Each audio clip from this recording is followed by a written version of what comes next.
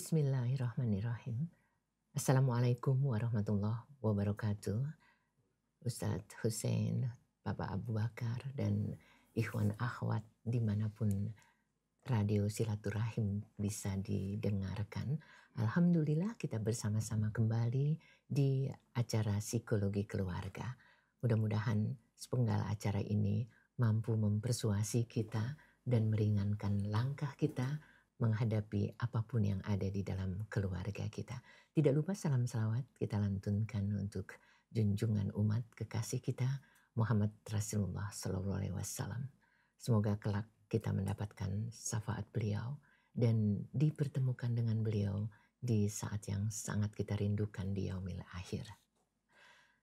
Ikhwan akhwat, hari ini mudah-mudahan apapun yang menjadi masalah bisa membuat kita terbuka dan memahami hal-hal. Tapi sebelumnya kita akan bersama-sama membaca umul kitab. A'udzu billahi minasy syaithanir rajim. Bismillahirrahmanirrahim. Alhamdulillahi rabbil alamin. Ar-Rahmanir Rahim. Maliki yaumiddin. Iyyaka na'budu wa iyyaka nasta'in. Ihdinas siratal mustaqim. Siratal ladzina an'amta 'alaihim ghairil maghdubi 'alaihim waladdallin.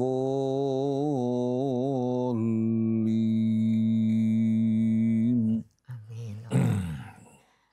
Jadi Ustadz, ada beberapa kasus yang masuk, insya Allah kalau bisa dibahas hari ini semua, tapi seandainya waktunya kurang memadai, bisa kita selesaikan di minggu yang berikutnya. Kasus pertama Ustadz dari hamba Allah di Tangerang. Suami saya baru saja terkena PHK. Kondisi finansial kami drastis. Cari kerja selama berbulan-bulan juga gak ada hasil. Dia kemudian jadi gampang marah. Sering menyendiri dan sering menyalahkan takdir Ustadz. Mertua saya juga terus saja menuntut agar kami segera bangkit. Bahkan menyindir-nyindir suami saya yang katanya kurang beriman. Rezekinya seret. Saya bingung Ustadz harus bagaimana. Di satu sisi saya ingin mendukung suami, tetapi tertekan dengan kondisi keuangan dan perkataan mertua. Bagaimana cara saya menyikapi keadaan ini agar tetap sabar dan ikhlas? Bagaimana pula cara saya membantu suami agar keluar dari keterpurukan ini tanpa saya ikut-ikutan depresi? Itu yang pertama. Kemudian yang kedua dari Ibu Rina.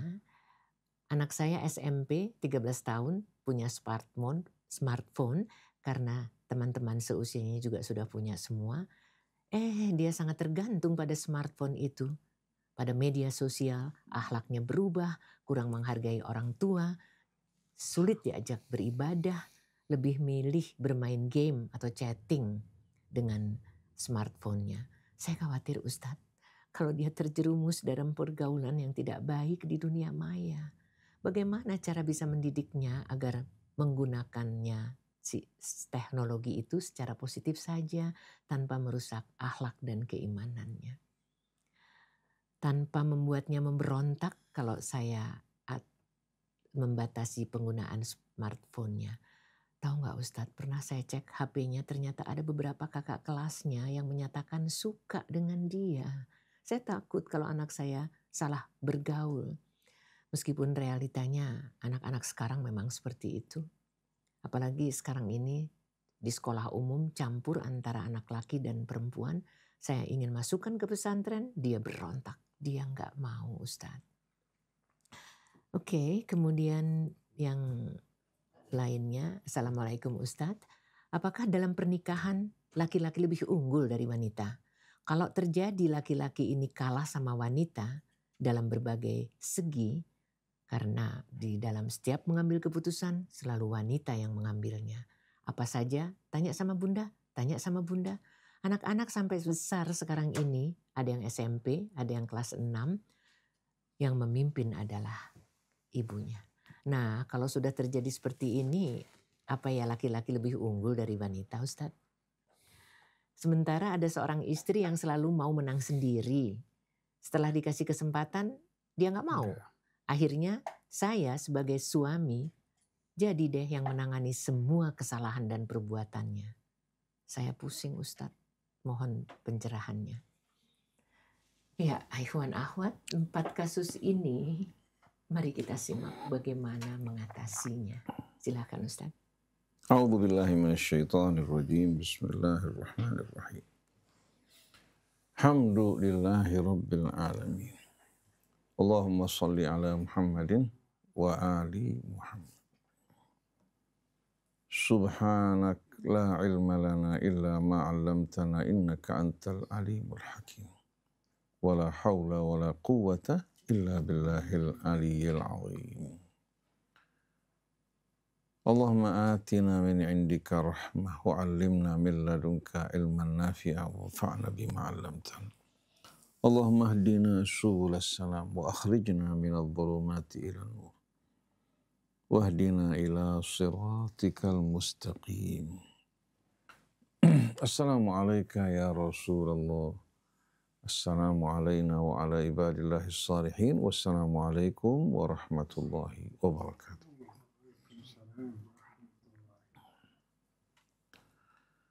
Pertama-tama kita akan menjawab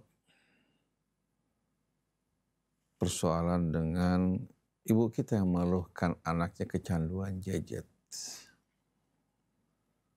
Penyebab kecanduannya karena sang ayah menghadiahkan anak tersebut smartphone yang membuat akhirnya dia asyik menghabiskan waktunya, mau tidak mau akan menimbulkan gangguan di saat berlebihan orang menggunakan smartphone atau handphone, ya, baik untuk hiburan, baik yang berhubungan dengan media sosial. Dia tidak merasakan waktu berlalu yang mengakibatkan terjadinya keletihan fisik, baik itu mata, ya, begitu juga kelesuan, yang membuat orang akhirnya tidak bersemangat untuk hal-hal yang positif. Juga menimbulkan gangguan mental, cemas, emosional, susah untuk dikendalikan. Dan saya rasakan cucu saya yang tadinya asyik bermain handphone, ya, kalau diambil handphonenya akan keluar betul-betul emosinya dan marahnya yang tidak terkendali. Tapi alhamdulillah semenjak dia masuk boarding school, bergaul dengan teman-temannya, aktif dalam olahraga, kegiatan-kegiatan yang lain, lokasi terjadi perubahan. Terjadi, paling kalau dia pulang ke rumah pada saat berlibur, dia memegang handphone karena dia asyik dengan bola kebetulan. Tapi memang kenyataan bahwa handphone ini luar biasa. Di belakang handphone, setannya tidak tanggung-tanggung. Bukan setan kecil, tapi setan besar. Karena orang yang asyik tanpa mengendalikan dirinya, orang tersebut bisa merambah ke sana kemari yang menimbulkan kerusakan buat dirinya.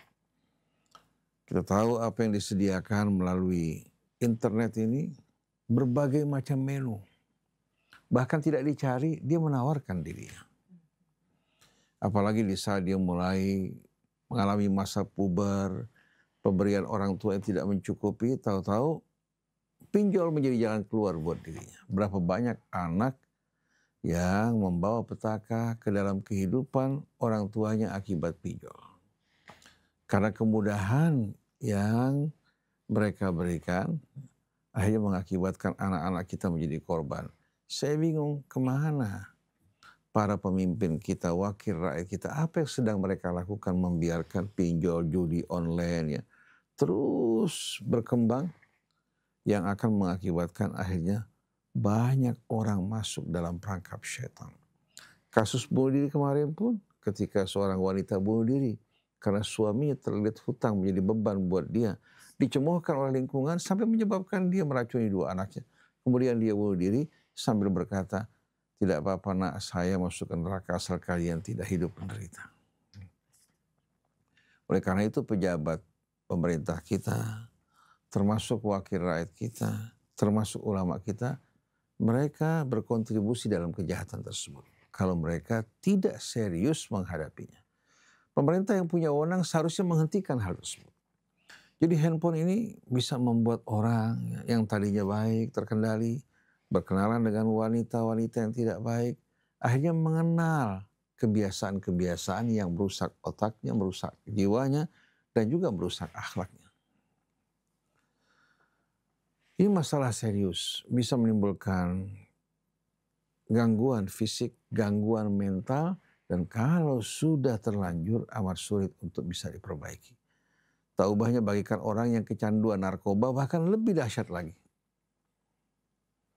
Oleh karena itu bagaimana kita mengalihkan anak kita? Dengan sendirinya kita kembali ke dalam kitab Allah Subhanahu wa ta'ala.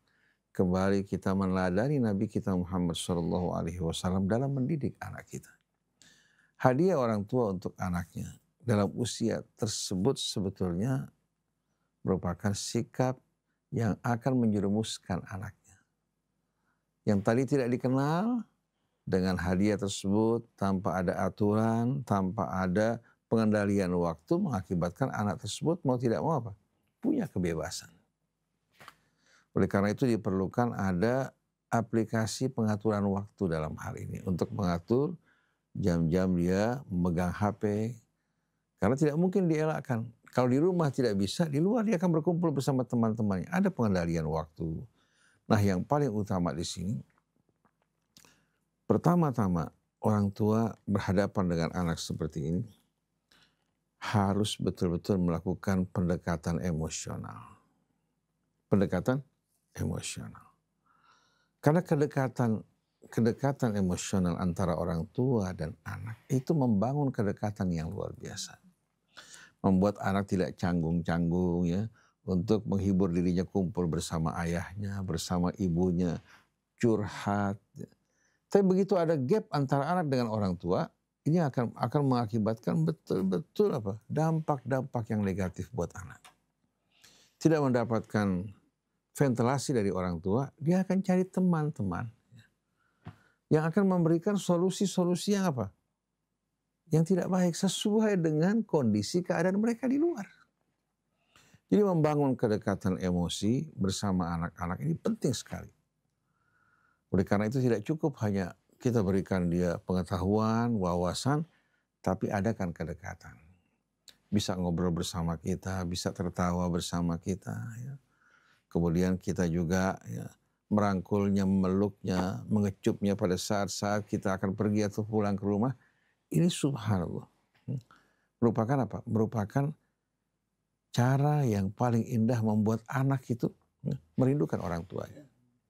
Di saat orang tuanya pergi, kalau zaman dulu ibu yang telepon, sekarang anak yang telepon. Ya, kok belum pulang sampai sekarang?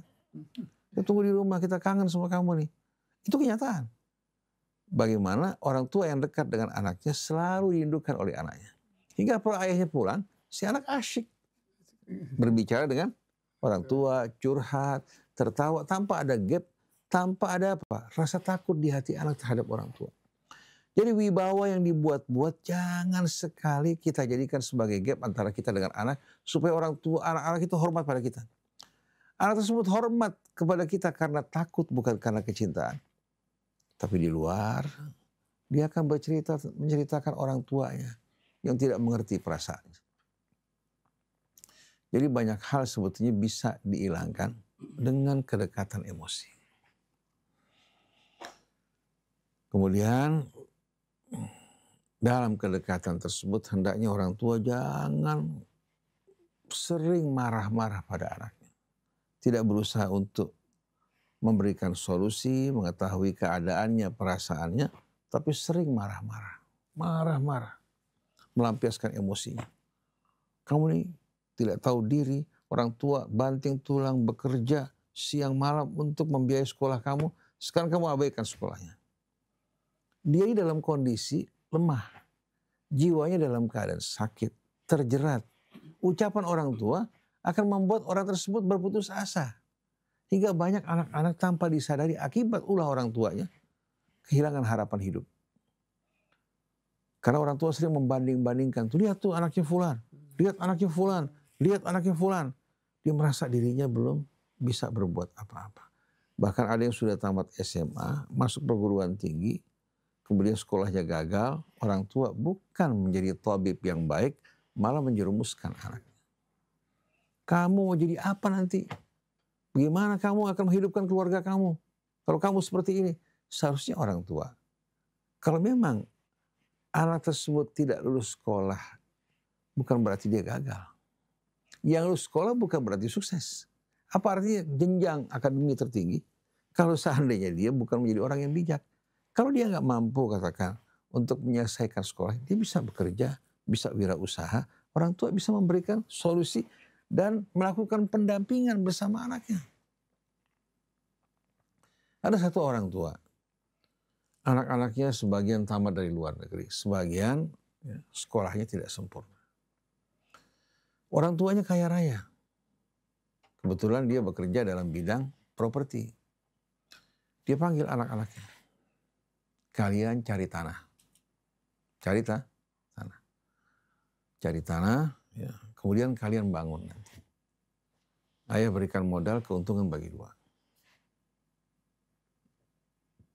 Si anak merasa dirinya sudah dewasa, punya kebutuhan, mau berumah tangga kan. Kalau dia harus cari kerjaan di luar, tanpa ada pengalaman sebelumnya, dia akan bingung. Orang tua cari kerjaan di luar dong. Tidak segampang itu.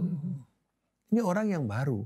Kalau kita berikan tekanan yang berat di luar kemampuan dia, apalagi orang tua mengatakan, tahu nggak dulu, orang tua kamu tuh dagang pisang goreng, dagang cabai, dagang ini, hingga seperti ini. Ini nggak mungkin bisa diterapkan pada anaknya. Betul nggak? Karena apa? Karena ini anak orang kaya, sedangkan bapaknya anak orang miskin. Jadi kalau dagang pisang goreng, dagang cabai, dia nggak malu. Tapi kalau tahu bapaknya punya aset macam-macam, sedangkan anaknya apa? Anaknya disuruh seperti orang tuanya dulu, nggak mungkin sama sekali. Beda keadaannya. Allah kasih subhanallah, karena orang tua dekat dengan anak yang baru menikah, memberikan kepercayaan buat anaknya, si anak mulai mencari tanah. Kemudian datang ke hadapan orang tua, ini tanah yang saya lihat. Abahnya perhatikan, sesuai dengan pengalaman dia, nak periksa suratnya dulu, diteliti suratnya, diteliti ininya. Nah sekarang kamu cari tukang gambar, kamu gambar. Orang tua nggak tangani semuanya, nggak diatur ya. Suruh cari tukang gambar. Nanti begitu gambar sampai orang tua berikan koreksi. Ya, berikan koreksi. Koreksi yang mencerdaskan dia. Setelah itu mulai disuruh membangun. Dijelaskan tahapan-tahapan yang pertama, kedua, ketiga. Sekali, dua kali, subhanallah apa? Si anak punya rasa percaya diri yang luar biasa. Subhanallah, berkembang anak-anak ini menjadi pengusaha. Waktu orang tuanya meninggalkan warisan, anaknya nggak butuh pada warisan. Karena apa? Karena semuanya sudah mandiri. Dan ini bukan hanya anak laki-laki, anak perempuan pun diberikan apa? Jadi bagaimana orang tua bisa menjadi teman bersama anaknya, menjadi pendamping yang memberikan dukungan, baik secara finansial kalau dia mampu, kalau tidak secara emosional. Berikan kepercayaan, karena kepercayaan yang tertanam di hati mereka lebih berharga dari modal. Tapi begitu kepercayaan anak kita, atau kepercayaan seorang laki-laki, dihilangkan oleh cerocosan istri, atau cerocosan dari orang luar, mengakibatkan dia pasti kehilangan kepercayaan. Oleh karena itu, kedekatan emosi antara orang tua dengan anaknya, anak ini merupakan apa? Kekayaan orang tua. Akan menjadi generasi yang akan datang dan juga merupakan amanat buah hati mereka. Kalau mereka nggak bersabar dekat dengan anak mereka, bagaimana mereka bisa apa? Bisa bersikap baik pada orang lain. Ini buah hatinya. Jangan diserahkan pada orang lain, tapi kita dekat. Biar anak-anak juga curhat pada ibunya, curhat pada bapaknya, duduk sama-sama. Nah, berkaitan dengan gadget ini. Kalau orang tua bisa membangun kedekatan bersama anak-anaknya. Nah, coba tinggalkan HP dulu. Kita kumpul sama-sama. selagi ayah ibu kamu masih hidup, kita bisa berbicara nanti kalau ayah ibu kamu sudah pergi, kamu akan menyesal. Kemudian ajak sholat berjamaah. Ya. Yang perempuan bersama ibunya, ayah bersama anak laki-lakinya di luar, atau ayah katakan pulang dari masjid bisa sholat bersama anak-anaknya. Kemudian adakan acara-acara hiburan yang menyenangkan tapi mendidik. Tanpa harus mereka pergi keluar, belanja di luar, bisa orang tua memasakkan apa yang kalian suka kira-kira. Berikan tugas buat anaknya masing-masing. Bikin atau hidangan makan yang mereka suka dimakan di rumah bersama-sama, itu lebih baik daripada sering mondar-mandir ke restoran atau beli makanan online. Ini nggak membangun kebersamaan, betul nggak? Oleh karena itu saya sendiri, saya paling suka makan di rumah dari tangan istri daripada makan di acara-acara undangan. Kita bawa makan ke rumah, makan bersama-sama, kita nikmatnya luar biasa. Lihat anak kita, cucu kita menikmati makan yang mereka makan, kan bahagia kita. Nah, di samping kedekatan emosi, kita juga harus bertanya kepada mereka. Apa kira-kira alasan mereka? Mereka katakan lebih banyak menghabiskan waktu di HP. Nah, kita berikan solusi yang baik, ajak berpikir, jangan marah-marah. Pembekalan yang kita berikan buat dirinya. Jangankan kita juga kesel. Betul gak? Kita juga kesel kalau dengar cerometan, orang Tegal bilang. Ngeromet gak berhenti sama sekali. Tapi kalau diajak bicara dengan baik-baik, anak punya rasa percaya dan bangga sama orang tuanya. Sampai tanpa orang tua ngajak anaknya keluar, anak, itu ya. Kenapa? Dia merasa pada saat dia pergi sama orang tuanya, betul-betul merasa terhibur dan rasa percaya diri muncul di hatinya.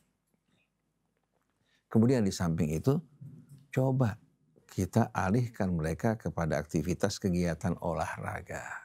Olahraga. Baik itu mau futsal, baik itu katakan pingpong, badminton, jogging ya.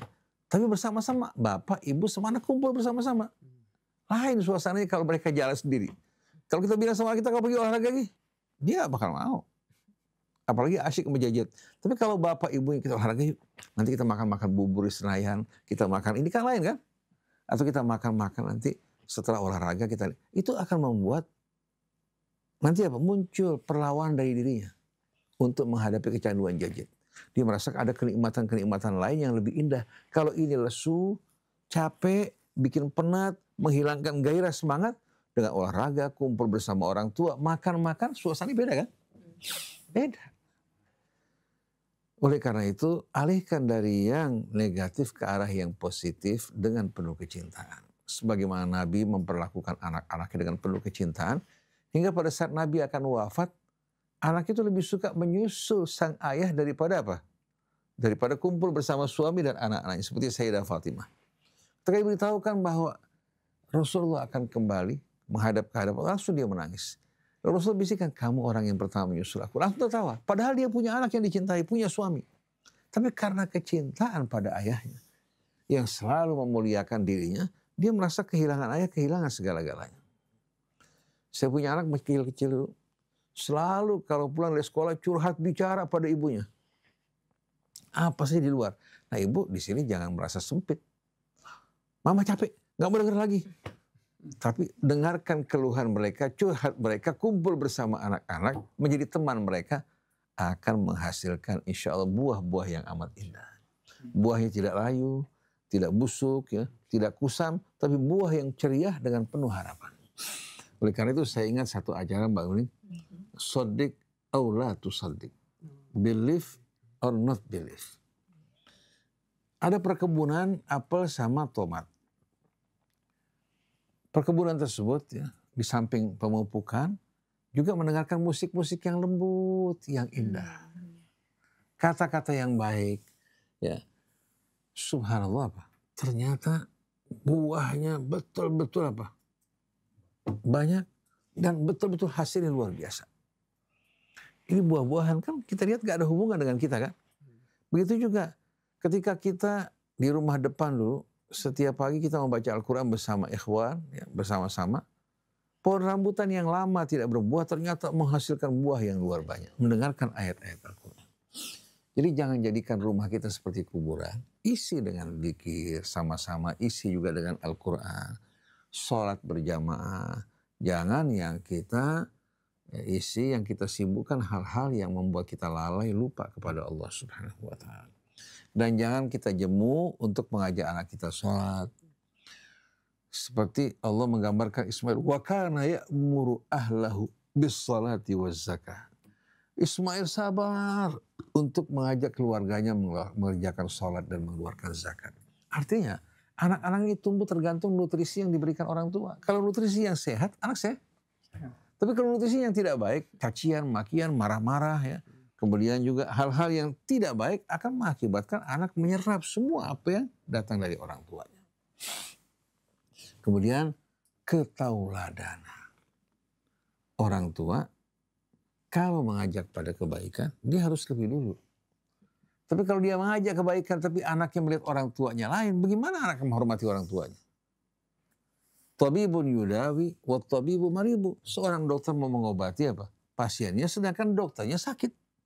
Seperti pasien datang ke dokter paru-paru, si dokter batuk-batuk nggak berhenti.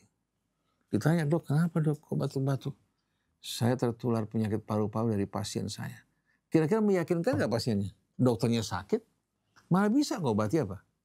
Ngobati anak. Jadi ketauladan orang tua itu penting sekali. Ayah ibunya. Bagaimana mereka memberikan contoh yang baik, kemudian doa.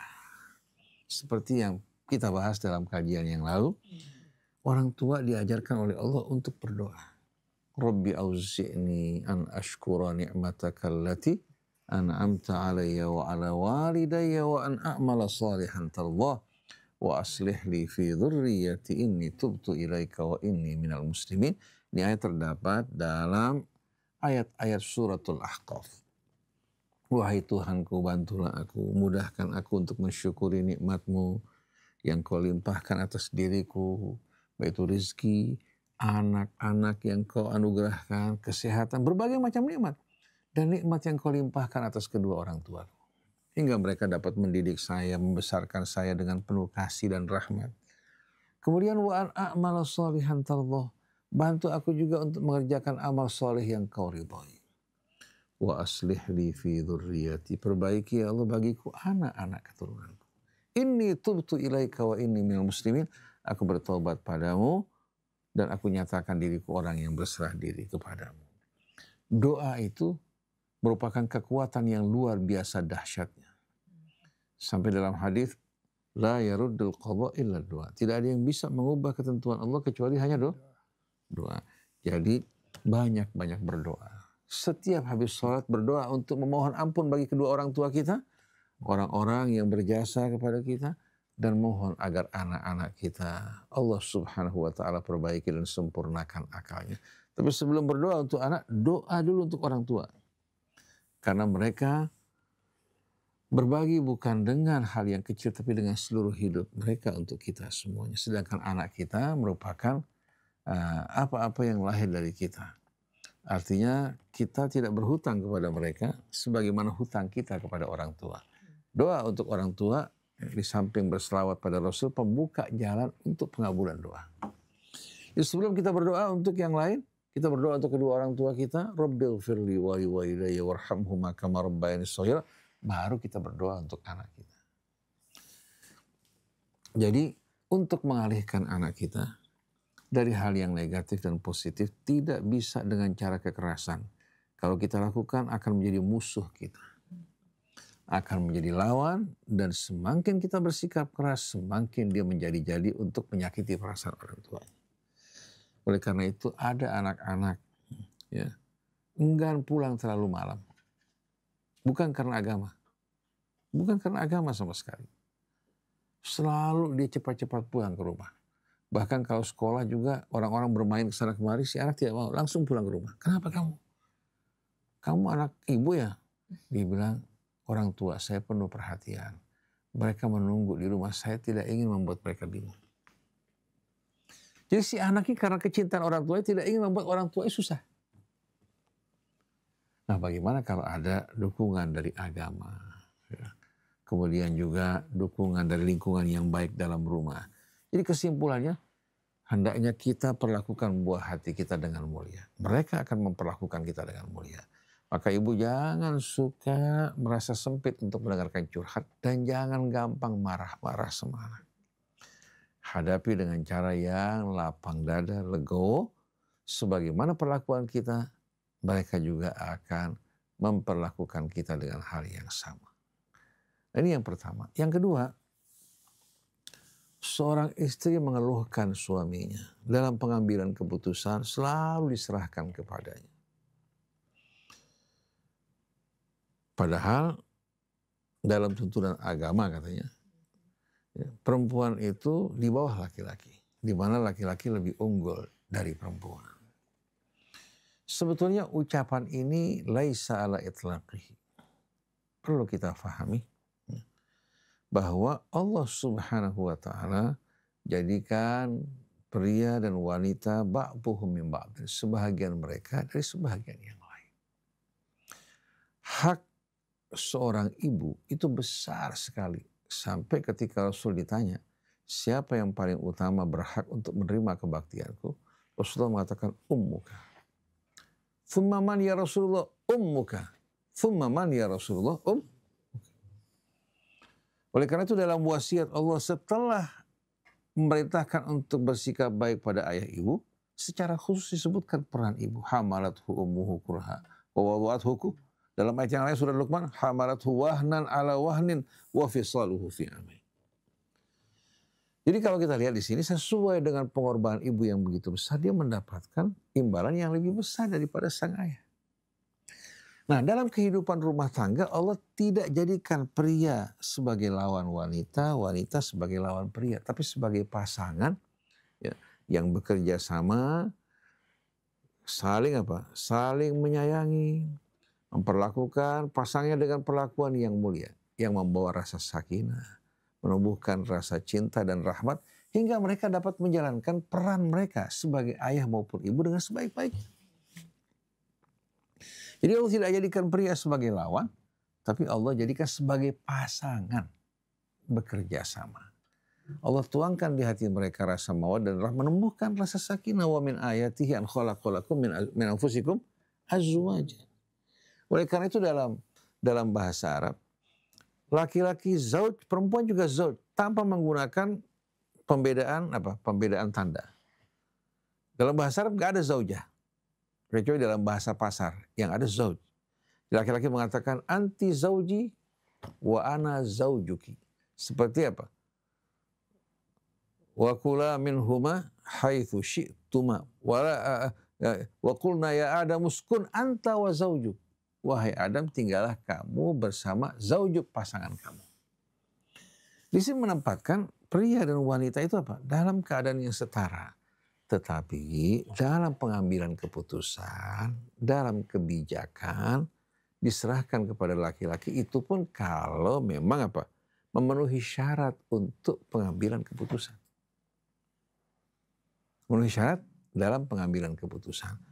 Allah mengatakan ar-rijalu qawwamuna 'alan nisa, laki-laki ya mereka bertanggung jawab untuk meluruskan, mengayomi wanita-wanita mereka, baik itu istri maupun anak-anak mereka. Bima faddalallahu ba'dahum 'ala ba'din, dengan keutamaan yang Allah berikan pada masing-masing, pria dengan keutamaannya, wanita dengan keutamaannya, wa bima anfaqu min amwalihim, juga dengan nafkah yang mereka berikan. Lalu wanitanya memberikan dukungan buat suaminya, fassalihatu qanitatun hafizatun lil ghaibi bima hafizallah, dan wanita mukminah, wanita yang saleh ini yang taat pada Allah, hormat dan taat pada suaminya. Perlu diketahui bahwa perempuan itu akan selalu menjadi kenangan indah bagi suami, bukan karena kecantikannya. Karena kalau kecantikan isi di rumah dibandingkan dengan di luar, apalagi tahun demi tahun model yang bermunculan tidak mungkin sama sekali bisa menjadi pengikat sukma buat suaminya. Tetapi ketaatan istri, rasa hormatnya, lemah lembutnya, ini yang akan selalu terbayang dalam benak suami. Terkadang dia tertawa sendirian melihat apa yang dilakukan istrinya. Walaupun banyak wanita-wanita yang menarik, tapi hatinya akan selalu ingat pada istrinya. Bukan kecantikan, bukan gelar, bukan dandanan maupun penampilan, tapi kesetiaan istri, ketaatannya. Fassalihatu hafizatun fassalihatu qanitat hafizatun lil ghaib. Dia menjaga kehormatan suaminya baik depan suami maupun di belakang suaminya. Bima hafizallah, itu dengan penjagaan Allah terhadap mereka karena mereka menjaga Allah Subhanahu wa taala. Jadi wanita bukan makhluk yang lebih inferior dibandingkan laki-laki, tapi Allah jadikan mereka sebagai pasangan yang bekerja sama. Nah, sebagai pemimpin Allah Subhanahu wa taala angkat laki-laki ya. Karena kalau dua-duanya memimpin sama dengan mobil ya, dikendarai dua orang, ada gasnya, ada remnya, ada setirnya, kira-kira apa jadinya? Bahaya nggak? Allah serahkan kepada laki-laki dengan kesiapan fisiknya ya, kesiapan mentalnya. Lalu bagaimana kalau seandainya laki-lakinya ternyata kurang bijak? Yang bijak istrinya. Yang bijak istrinya. Maka dalam hal ini biasanya si laki-laki kalau menemukan kekurangan pada dirinya, ya, tidak sebijak istrinya, dia lebih suka biar istrinya yang ambil keputusan. Saya kenal satu orang, ustadz, mengajar, mendidik, tapi berkaitan dengan kebijakan, dia bilang, saya lebih suka istri saya yang ambil keputusan. Saya nyaman, tenang, saya punya hati. Karena memang istrinya kebetulan apa? Bijak. Lalu orang bertanya, apa nggak boleh perempuan ya, mengambil keputusan kalau dia merupakan orang yang lebih bijak? Contohnya jangan jauh-jauh, Balqis. Ketika dia kumpulkan para pemuka kaumnya, dia bertanya, bagaimana pandangan kalian? Saya menerima surat dari Sulaiman. Innahu bismillahirrahmanirrahim. Wa alla ta'lu alayya wa atuni muslimin. Para pemuka kaumnya mengatakan, nahnu ulu quwwatin wa ulu ba'sin syadid. Kita ini merupakan satu kekuatan yang luar biasa kuat dan dahsyat.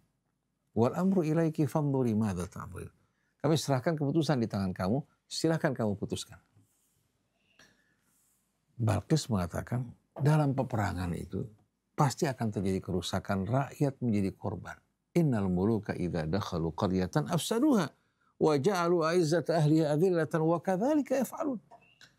Mereka bisa mengubah orang-orang yang tadinya mulia menjadi hina-hina, korban dari peperangan. Tapi saya akan menguji Sulaiman, mengirimkan dia hadiah. Ingin tahu bagaimana jawaban Sulaiman. Kalau dia seorang nabi, seorang rasul, sikapnya pasti berbeda dengan seorang yang ambisi kekuasaan maupun harta. Ketika utusan datang membawa hadiah, Sulaiman tertawa. Kalian bangga dengan hadiah yang kalian bawa. Kembali pada ratu kalian, kalau mereka tidak datang, kami akan bawa dan kerahkan pasukan yang mereka tidak mampu untuk lawan. Balqis begitu mendengar kisah tersebut, dia tahu ini bukan manusia yang ambisius. Langsung berangkat bersama rombongan. Tiba di kerajaan Sulaiman, dia menyaksikan kemegahan yang tidak pernah disaksikan sebelumnya. Diajak masuk ke istana, ubin terbuat dari kristal. Akhirnya dia menganggap itu air, diangkat, bajunya melebihi betisnya. Sulaiman mengatakan innahu sarhun mumarradun min qawarir. Itu merupakan bangunan ya, lantai yang dibangun apa? Dari apa? Dari batuan yang melahirkan apa? Mirip dengan apa? Mirip dengan kaca. Min qawarir. Balqis pada saat itu menyadari kebodohan dia selama ini. Rabbi inni zalamtu nafsi wa aslamtu ma'a Sulaiman lillahi rabbil alamin. Wahai Tuhanku, selama ini aku menzalimi diriku, menyembah selain engkau, mempersekutukan engkau, dan aku sekarang berserah diri kepadamu bersama Sulaiman. Artinya Sulaiman yang begitu kaya raya ternyata tunduk di hadapan Allah. Masa dia yang lebih kecil menyombongkan diri? Nah, kita mau tanya, kalau Balqis katakan serahkan keputusan pada para pemuka kaumnya, mengumumkan perang, apa yang terjadi? Apa yang terjadi? Bencana kan? Menteri Luar Negeri kita Retno. Kita lihat dia seorang wanita, tapi dia berani bersikap tegas bahkan bicara di hadapan PBB terhadap kejahatan Zionis. Dan dia ikut berdemo. Dia bukan orang yang berjilbab. Tapi jiwanya kalau kita perhatikan merupakan jiwa yang penuh dengan kemanusiaan dan keadilan. Tapi banyak kita jumpai negeri kita laki-laki ternyata apa? Jiwa mereka merupakan jiwa yang rendah, melakukan tindakan korupsi, kemudian mencekik juga masyarakat dalam kesusahannya. Tidak punya rasa risih dan rasa malu karena tidak pernah merasakan penderitaan rakyat di bawah. Jadi kalau kita perhatikan sama-sama, Kalau terjadi kondisi di mana suami istri, suaminya mungkin lemah ya di satu sisi, dia serahkan kepada istrinya. Ini bukan berarti apa? Bukan berarti bahwasanya laki-laki lebih inferior dari perempuan atau perempuan lebih inferior dibandingkan laki-laki di saat yang memimpin laki-laki. Tidak, mereka harusnya bertindak bijak. Bertindak sebagai apa? Orang yang bijak. Yang bijak dalam arti bagaimana mereka bekerja sama dan masing-masing mengetahui dirinya. Karena banyak kita jumpai laki-laki sibuk bekerja mencari nafkah. Tapi subhanallah, keputusan bahkan dalam mendidik anak mengarahkan si perempuan jauh lebih bijak. Artinya si perempuan mengarahkan anak-anaknya ke arah yang positif, pendidikan agamanya diperhatikan. Kalau suami ngajak untuk jalan-jalan ke sana kemari untuk hiburan, tidak.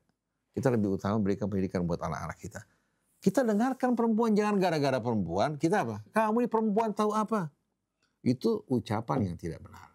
Bagaimana Rasul memuliakan wanita sampai putrinya pun dipanggil Ummu Abiha. Istri-istri pun demikian, tidak pernah kita saksikan Rasul memperlakukan wanita dengan perlakuan yang merendahkan atau menghina. Betul tidak? Bahkan seorang wanita berani mencegah Sayyidina Umar. Mengatakan dulu kamu pada masa jahiliyah bermabuk-mabukan, berkelahi, melakukan perbuatan-perbuatan jahiliyah. Sekarang Allah memberikan hidayah kamu dan mengangkat kamu sebagai pemimpin kami. Bertakwalah kepada Allah dalam urusan kami. Itu yang diajarkan Islam. Jadi memandang remeh perempuan itu jahiliyah, bukan Islam.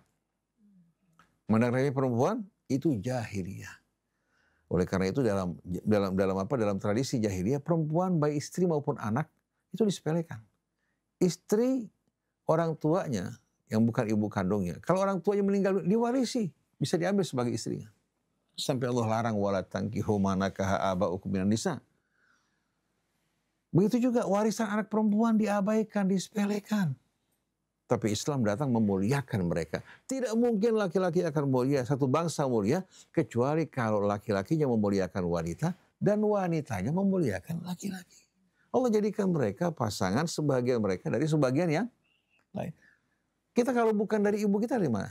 Sampai Imam Ali ketika Sayyidah Fatimah meninggal dunia, dia minta kepada sahabatnya mencarikan istri yang lahir dari orang-orang yang berjiwa besar. Bukan yang rambutnya panjang, yang cantik, yang enggak. Minta wanita yang berasal dari orang-orang besar. Karena apa? Karena anak kita ini akan lahir sesuai dengan apa? Dengan akhlak pribadi istri dan keluarganya.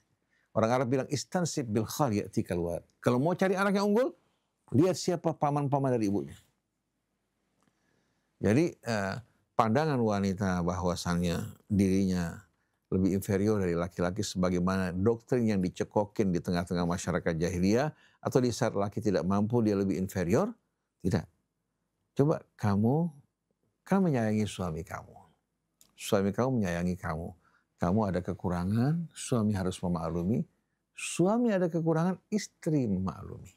Dan kalian bukan lawan. Bukan sedang bertanding, sedang bekerja sama. Jadi dalam hal ini kita menjumpai banyak kasus perempuan lebih pintar mengatur masalah keuangan, mendidik, mengarahkan. Laki-lakinya asyik main gafle, main domino. Ya, mungkin dua pertanyaan saya pikir ya sudah terjawab dulu. Sekarang kita mendengarkan dari Ustadz Abu Bakar yang senyumnya saja sudah merupakan solusi. Iya, jadi ikhwan ahwat, kalau yang barusan kita dengar kedekatan kita dengan pasangan kita, dengan orang tua kita dan anak-anak itu akan mempengaruhi begitu banyak yang terjadi dalam keluarga kita. Apa yang akan bisa kita dengar lagi dari Ustadz kita, dari Pak Abu Bakar? Yuk kita simak. Bismillahirrahmanirrahim.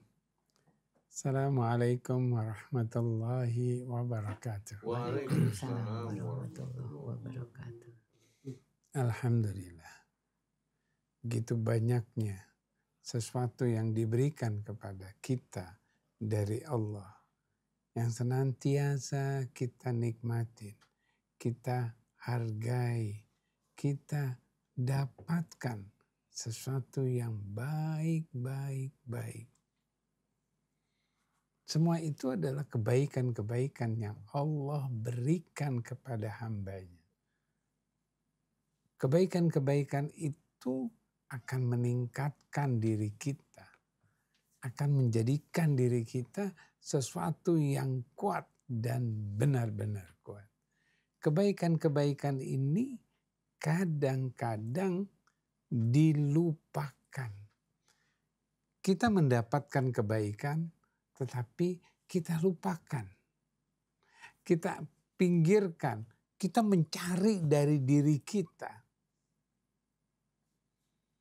Bagaimana dengan prosesnya bahwa anak kita keranjingan atau gadget. Dia selalu penuh dengan proses gadget. Jadi anaknya ini penuh dengan gadget. Kalau diambil gadgetnya dia akan marah. Dia akan marah, dia akan banting, dia akan lakukan sesuatu cuman karena gadget. Anaknya ini sudah termakan arus yang namanya media sosial. Jadi media sosial ini benar-benar menguasai pikirannya. Pikirannya sudah dikuasai oleh media sosial. Apa yang terjadi? Kita perhatikan sejak belum adanya gadget juga ada. Tapi anak itu keluar kemana kelari. Tapi dia tidak menggunakan gadget. Kalau sekarang dia menggunakan gadget. Ya. Jadi begitu gadget ini menguasai, media sosial ini menguasai pikiran-pikirannya. Apa yang terjadi? Karena kita tidak mengawali. Ketika gadget ini datang pada dirinya, dia melek, dia memperhatikan, dia melihat itu ada gadget, itu ada media sosial, dia akan masuk, dia akan lakukan, dia akan mengerjakan. Kita enggak sadar, kita biarkan dulu. Kita membiarkan dia. Padahal itulah efek-efek yang nantinya akan dikuasai. Jadi ketika dia melek, kita perhatikan. Seperti yang tadi dikatakan oleh Ustadz Husin, bagaimana mendidik itu. Jadi ketika dia mau melek, dia berarti kita sekitar usia 4 tahunan, kita berikan informasi-informasi yang menarik, yang menyenangkan, yang kedekatan. Kedekatan dirinya kepada dirinya. Berarti bahwa dia mendekat kepada dirinya. Oh, saya akan melakukan ini, saya akan mengerjakan itu, saya akan melakukan. Berikan informasi. Pergi pengajian. Kalau usia 4 tahun, jangan dilihatin gadget. Tapi diberikan informasi, ini ada pengajian. Berikan pengajian. Berikan mengetahui, kenalkan dirinya dengan berbagai macam pendidikan agama. Kalau dia sudah masuk kepada pendidikan agama, pastikan dirinya kuat. Dan yang kedua, teruskan dirinya itu, ajak dia ke sesuatu yang berada bersama-sama dengan yang tadi sudah dikatakan oleh Ustadz Husin, bahwa bersama-sama kita melakukan sesuatu. Apa itu? Bermain, berolahraga, bercerita, berkomunikasi, ajak bersama-sama. Ketika dia diajak, dia akan melihat ke sana kemari, perhatian, ajak dia ke keluarga yang lain, pergi silaturahim, ke sana kemari untuk berinteraksi berinteraksi. Jadi bukan dengan diam, ada gerakan, bergerak dia. Kalau dia bergerak dari kecil, insya Allah dia tidak akan terpaku sama gadget setelah besar. Gadget itu kalau diperlukan kita pakai, kalau nggak diperlukan kita nggak pakai. Ketika kita perlukan, kita gunakan. Ketika dia tidak perlukan, ya sudah. Main game cuma sebentar, selesai. Bukan terus dengan pasangan-pasangan, tidak. Nah, dengan kita ajak kemana silaturahim, dia lebih dekat. Oh, dia mampir ke sana, bertemu dengan orang, berkomunikasi. Bukan berkomunikasi dengan gadget. Ada orang ngobrol, iya. Bukan itu. Tapi perhatikan dirinya. Dia akan selalu memperhatikan. Perhatikan kita dengan berbagai macam kesan. Kemudian berikan informasi sama dia bahwa perbuatan ini adalah baik, perbuatan ini adalah baik, perbuatan yang baik seperti ini. Ada perbuatan-perbuatan setiap kali dia mungkin sudah besar 10, 12, 15 tahun, ketika dia melakukan sesuatu yang tidak baik, kita tidak berkomunikasi, kita tidak mempermasalahkan yang tidak baik. Kita letakkan, kita masukkan dirinya pada perbuatan yang baik. Jadi kalau dia berbuat baik, kita berikan apresiasi. Kita, oh hebat, bagus, benar, Masya Allah. Itu yang menjadikan perhatian dirinya. Jadi setiap kali dia melakukan sesuatu, berikan informasi yang baik. Insya Allah dia akan menjadi baik. Kenalkan, yang pertama itu, kenalkan sesuatu yang baik sejak dari 4 tahun. Kenalkan agamanya, kenalkan perbuatannya. Yang ketiga, bersama-sama kita ajak silaturahim, kita ajak kemana, agar supaya dia berinteraksi. Dan yang ketiga, kenalkan, informasikan perbuatan-perbuatan baik. Jadi perbuatan-perbuatan baik ini yang dikenal, yang dia harapkan. Dia selalu berbuat baik, dia selalu menikmati. Insya Allah ketika itu akan lebih baik. Dan yang kedua, ketika pasangan suami istri itu sudah dipasangkan oleh Allah dengan sebaik-baiknya. Orang yang baik akan mendapatkan kebaikan, orang yang nggak baik akan mendapatkan ketidakbaikan.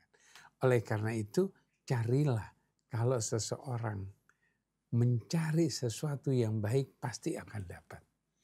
Maka sebelum menikah, perhatikan diri kita.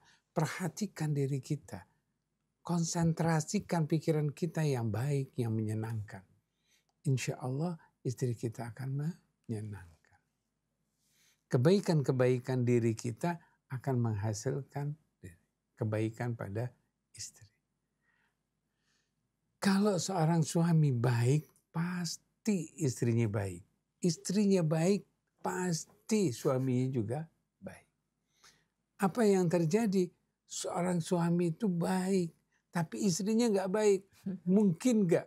Tidak. Tidak terjadi. Ketika ada kebaikan dari satu, akan datang kebaikan berikutnya. Maka dari itu, perbaiki diri kita. Perbaiki diri kita ketika kita ingin menikah, perbaiki diri kita. Maka insya Allah dia akan menjadi baik. Baik.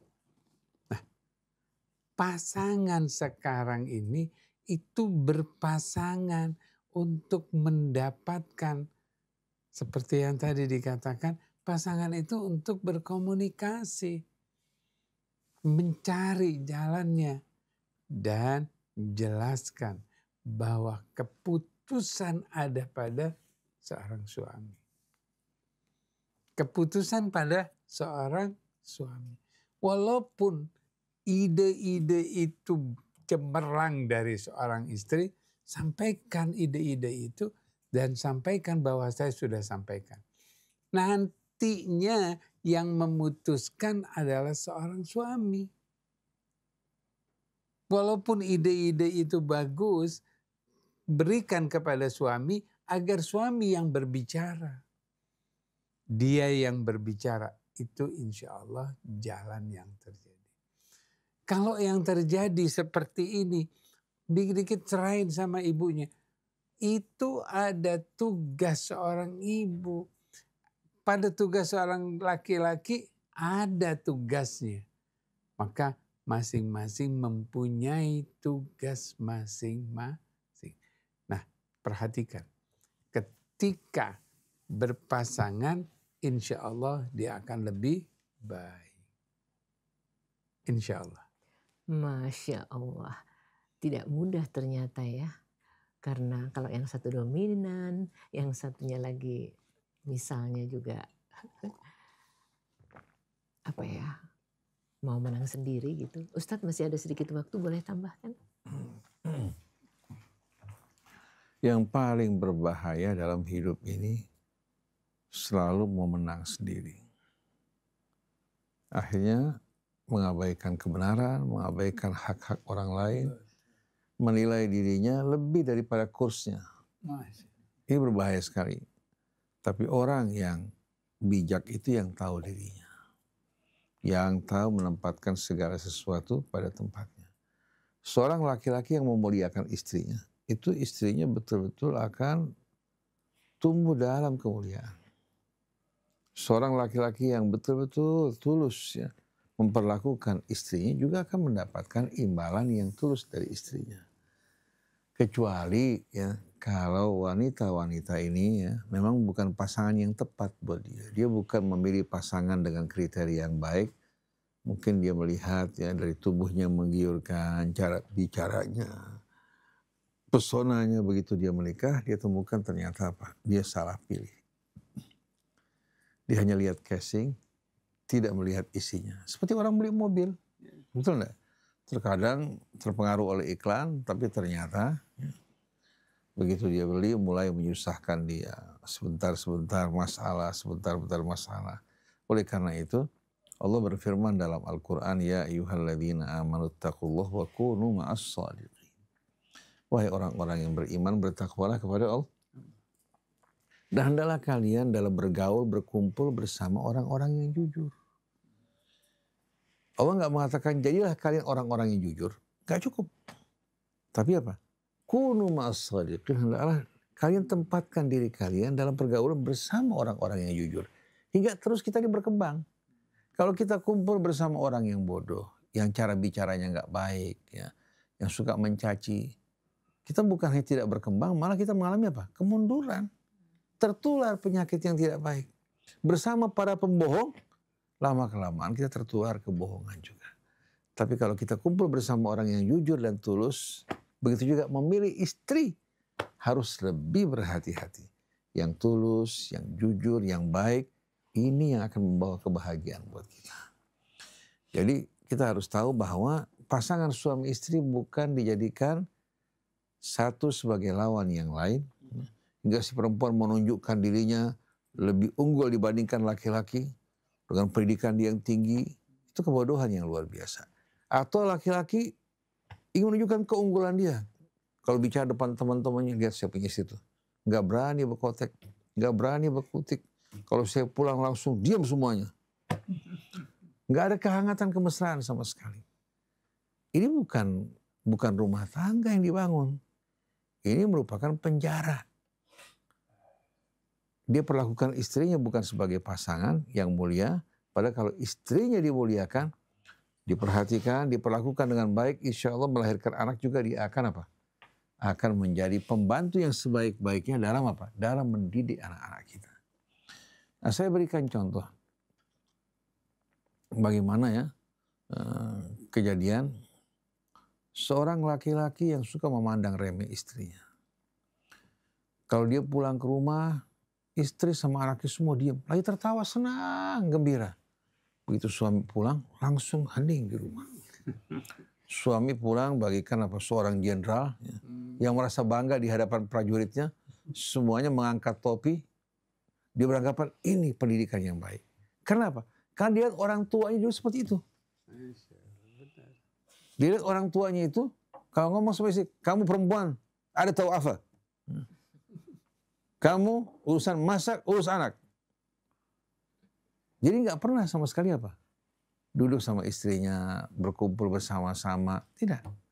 Dia didik istrinya seperti prajurit di hadapan atasannya. Akhirnya anak-anak yang tumbuh itu, subhanallah. Ada yang ikut bapaknya.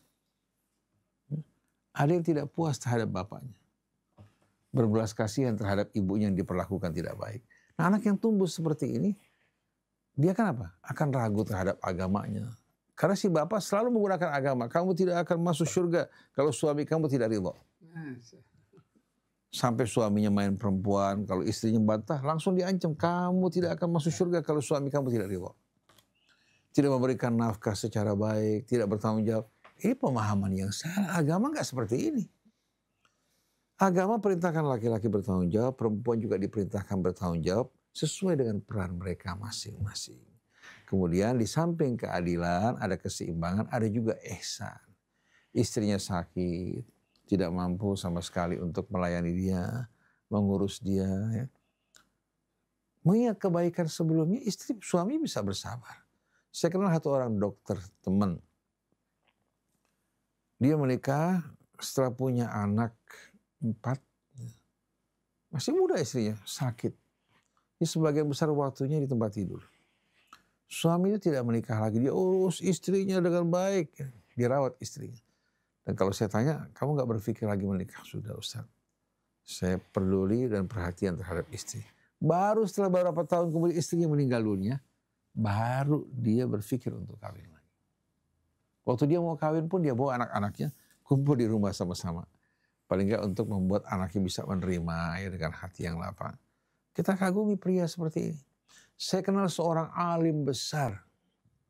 Seorang alim yang berilmu dan dikenal di dunia. Dia baru menikah beberapa saat sama istrinya. Istrinya subhanallah mengalami gangguan. Tidak sadar sekian lama. Jadi waktunya itu berlalu, si istri dalam keadaan tidak sadar. Nanti kadang sadar, nanti tidak sadar. Si suami dengan setia merawat istri. Setiap dia mau berangkat ke luar negeri, dia bisikin istrinya, ditanya, kamu mau apa?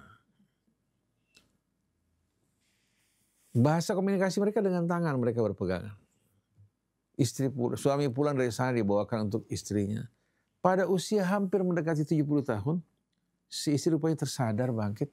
Dia bilang sama suaminya, kalau kamu menikah lagi, silakan menikah lagi. Suami bilang terlambat.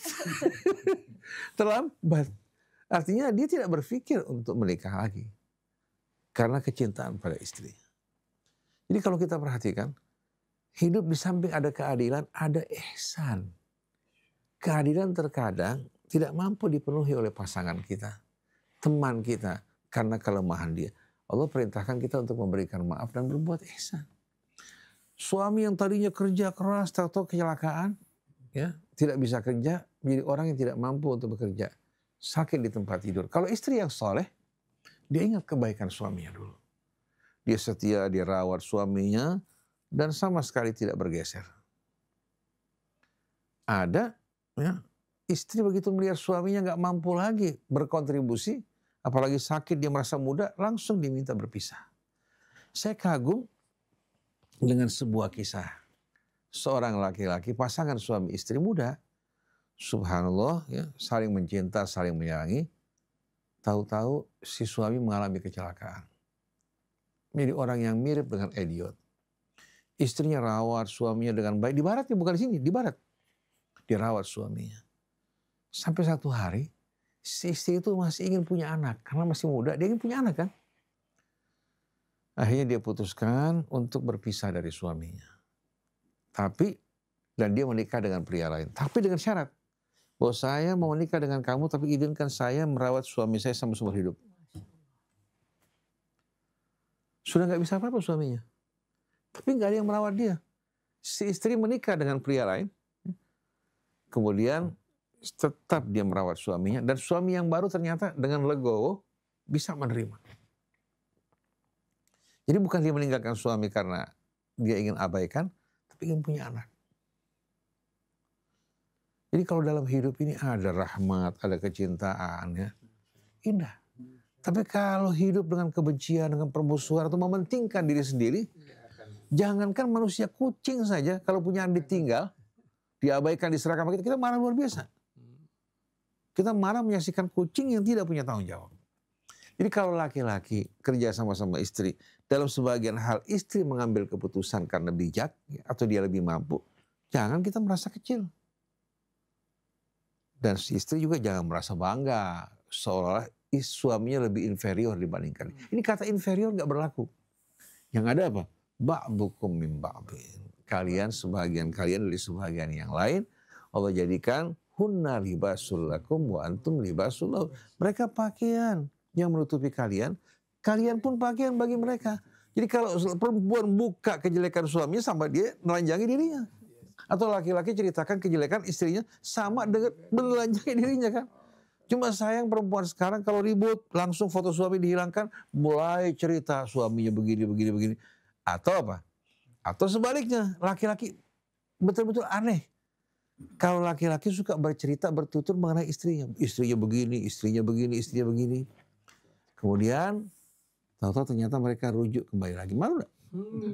Malu. Apalagi netizen ini paling jahat. Netizen ini paling suka menyebarkan berbagai macam isu. Ya. Dan mereka senang kalau lihat suami istri berantem. Sampai yang paling unik, ada televisi datang ke suami istri yang sedang rukun. Coba kalian pura-pura ribut. Supaya apa? Mendapatkan uang. Dua belah pihak. Televisi juga punya berita, artis terkenal ribut sama suaminya. Mulai mereka bikin drama soal mereka ribut. Bayangkan coba. Jadi ternyata harta kehormatan pun dijual belikan. Kebahagiaan rumah tangga pun dijual belikan. Jadi jangan pernah kita merasa lebih baik dari orang lain. Jangan merasa kita ini lebih unggul. Jangan merasa kita ini semau kita. Ya. Kamu ikut pendapat saya, dan itu yang terbaik. Nah ini saya pernah alami kasus seperti ini di masa kita kanak-kanak. Perempuan tahu apa. Kalau kamu ajak musyawarah perempuan, jangan ikuti pendapatnya. Tanpa melihat baik buruk, kamu harus apa? Melawan pendapat dia. Kalau dia ke kanan, kamu ke kiri. Itu yang benar. Ini kan merupakan logika jahiliyah. Kita dengarkan apa yang dia ucapkan. Kalau benar, kita hargai, jazakillah khairan. Saya punya nenek. Saya lihat termasuk sabar dan bijak. Memberikan masukan-masukan yang baik. Dan saya merasa, saya termasuk masih kecil anak yang agak nakal. Suka main di luar. Tapi kalau nenek kita panggil dengan lemah lembut, itu bagaimanapun jauh kita balik pulang ke rumah. Kenapa? Karena dia perlakukan kita dengan budi bahasa yang indah. Dan kita merasakan kecintaan dia, takut kalau sampai kecintaan hilang. Tapi kalau bahasa instruktur, seperti di militer, kita bakal bilang, kamu ini hanya mau ditaati, tapi sama sekali tidak mengetahui perasaan kita bagaimana. Coba kamu selami dong perasaan kita, tanya, mendengarkan curhat. Kita kan indah sekali malam ini, betul malam ini? Jadi kesimpulannya, dalam rumah tangga tidak ada satu yang lebih jago dari yang lain. Yang lebih unggul dari yang lain, tapi bekerja samalah dalam keridhaan Allah Subhanahu wa ta'ala. Insya Allah Anda akan mendapatkan buah-buah yang amat indah. Subhanakallahumma bihamdik. Asyhadu an la ilaha illa anta astaghfiruka wa atubu ilaik wal afu minkum. Wassalamualaikum warahmatullahi wabarakatuh. Waalaikumsalam warahmatullahi wabarakatuh. Ikhwan akhwat, ternyata memang kedekatan kita dengan pasangan, dengan anak-anak, dengan ayah bunda memunculkan kehangatan, pemahaman, dan saling menghargai. Yuk kita optimalkan. Dan ini merupakan sarapan kita, nutrisi rohani yang Masya Allah luar biasa sekali. Ustadz Hussein, Ustadz Abu Bakar, terima kasih sekali untuk apa yang jadi bahasan kita kali ini. Billahi taufiq wal hidayah. Wassalamualaikum warahmatullahi wabarakatuh. Waalaikumsalam.